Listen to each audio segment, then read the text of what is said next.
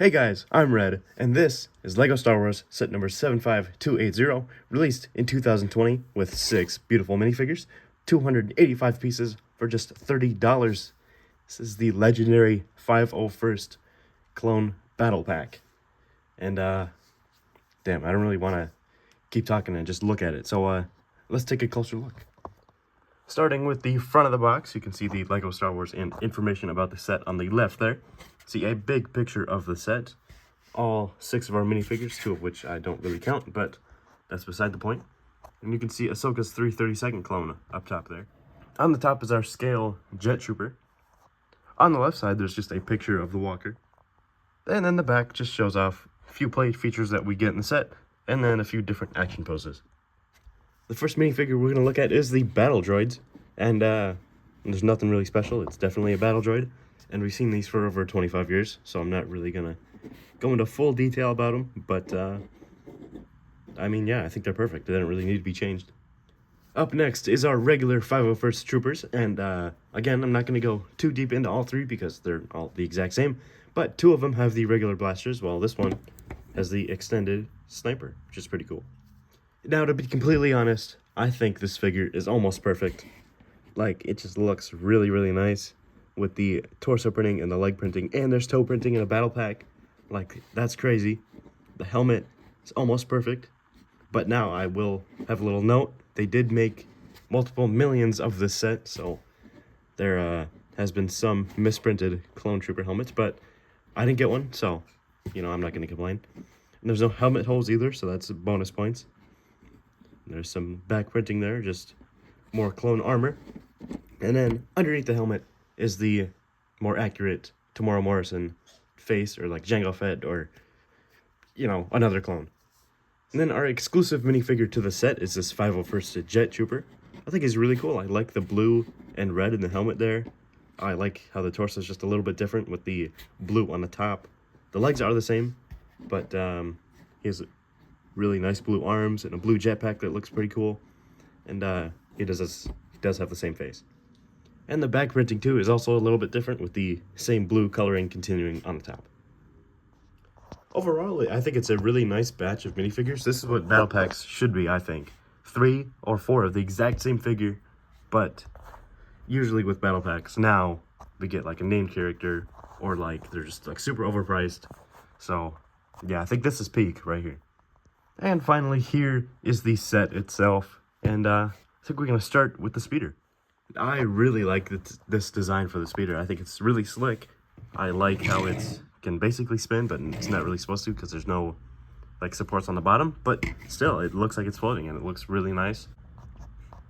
Starting off in the front here, you can see there's a couple stud shooters on the left and right, which are stud shooters. Super easy. There's a Nexo shield piece in blue, and then you can see there's a hinge sticking out there.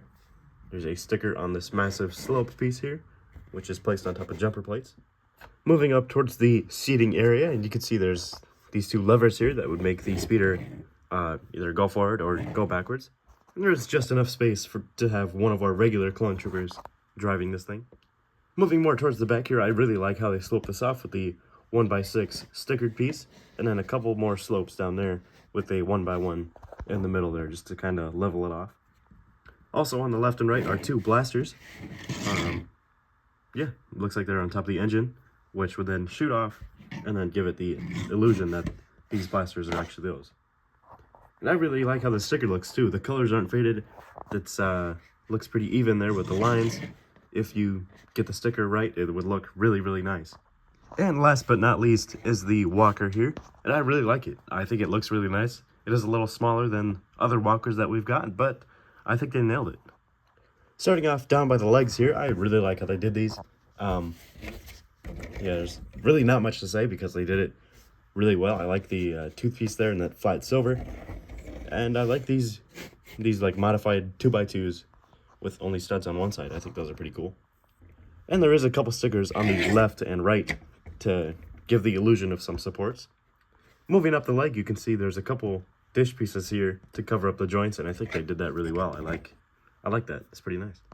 Moving more towards the middle, you can see how they used that bar piece there in the middle and these modified I don't even know what those called, these like collab pieces almost, to give it some more supports, and I really like that. That's really nice.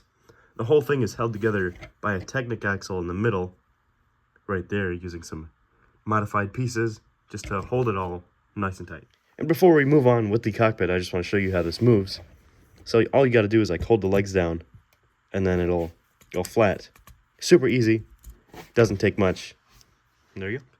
On the front side here, you can see there's another stud shooter, which is actually on a ball joint, which is pretty cool, so you can move it any which way if you had two hands available. There's also a few stickers, like this 2x3 arrow, and then a double cheese slope there, and this 2x2, which all kind of blends together, and it looks really nice. There's a 501st sticker there, and there, which, again, also look pretty nice, because these aren't faded, these aren't crooked, you know, these are almost perfect. Inside the seating area there, you can see a printed cheese slope there, which you've seen many times before, and then a couple studs for the minifigure to sit. And again, just the basic clone can fit in there. The Jet Trooper can't fit because of his jetpack, but luckily there is a communications tower there in the back, so he can easily communicate with him. And in the very back there is some storage for either some binoculars or his weapon. And lastly, there is a few vents on the left and right side, just to add a little more extra detail. And I think that's really all I have to say about this legendary battle pack. I really liked it. This is like super nitpicky, but like I wish there was a couple clear studs for the Jet Trooper to stand on to give it the illusion that he's flying. But this is for kids, so they're not going to be displaying the set. They're just going to be swooshing him around like that. So it doesn't really matter, but yeah. I think this set is almost perfect. But most importantly, what do you guys think about the set? Why don't you leave a comment down below and let me know. And better downer, hit like, subscribe. Super easy. It's free. And I don't know where our next video is going to be yet, but it'll be something very exciting.